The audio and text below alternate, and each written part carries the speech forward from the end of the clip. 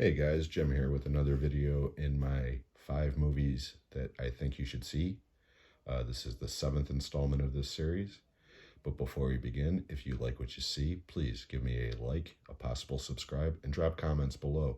Let me know how you feel about these movies. If you have any questions about these movies, whether you like these movies, whether you don't like these movies. So, as usual, we're just going to go through these in alphabetical order. I'm not going to get too in-depth in the titles. I will give a brief description of what each movie is about. So, without further ado, here we go. Number 1 is Black Dynamite. This is a comedy. It's an a blaxploitation spoof of movies like Shaft and Superfly and such. This movie is absolutely hysterically funny. It's also a spoof of the whole low-budget films that came out in that era. It inspired a cartoon series on Adult Swim that ran for a couple of seasons, which was also very funny, but this movie is hysterical. It's real low budget. It's supposed to be. It's completely ridiculous. I cannot recommend it enough. Next, this movie defies categorization, quite honestly. Christoph Gaines, Brotherhood of the Wolf. Vincent Cassel, Mark Dacascos, Monica Bellucci, among others. This is a French movie. And it has like 10 different genres jammed into one. I wouldn't call it a horror movie. I wouldn't call it an action movie. I wouldn't call it a martial arts movie. I wouldn't call it a period piece. But yet it's all of those things. And again, it's a very, very entertaining movie. This is a Scream Factory title. For the first time in this category, we're doing 2 foreign language films, but I had to spotlight City of God. This is an incredible movie from Brazil. It is a drama, crime drama, based on a true story. And quite frankly, it's one of the best movies I've seen in the last 25 years. It's an incredible, incredible movie.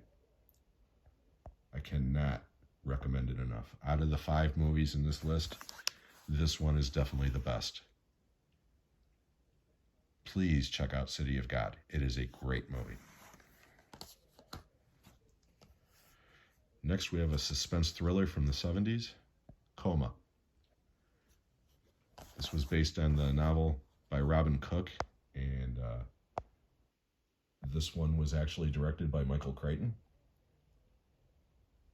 As you can see there, he's responsible for a lot of thrillers through the years, most notably Jurassic Park. This is a really good movie. It's kind of been forgotten about. It was a big movie at the time, but if you like suspense thrillers, and this one is, in a weird way, it's kind of believable. That's what makes it so effective. Michael Douglas is in this, Genevieve Bujold, Richard Widmark. I highly recommend Coma. And last and certainly not least, from Kino, Jules Verne's The Light at the Edge of the World, starring Kirk Douglas, Yul Brynner, Samantha Edgar, among others. This is a really good movie. It's about pirates. And I don't know if pirates is your thing or not. This is not your typical pirate movie. This movie is brutal, especially for the time, 1971. It's rated PG. This movie would definitely be in R now if it was released today. It's pretty damn bloody. And Yul Brynner is great in this. Kirk Douglas is great in this. It's just a classic movie.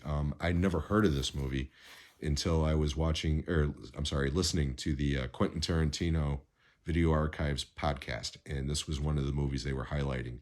And it sounded interesting, so I picked it up on the last Kino sale. And yeah, this is a solid, solid movie from the early 70s. So that's The Light at the Edge of the World. That's the 5th selection in this installment. I hope you enjoyed this. If you did, please give me a thumbs up and a subscribe. Drop in the comments below. And until the next installment, we'll see you then.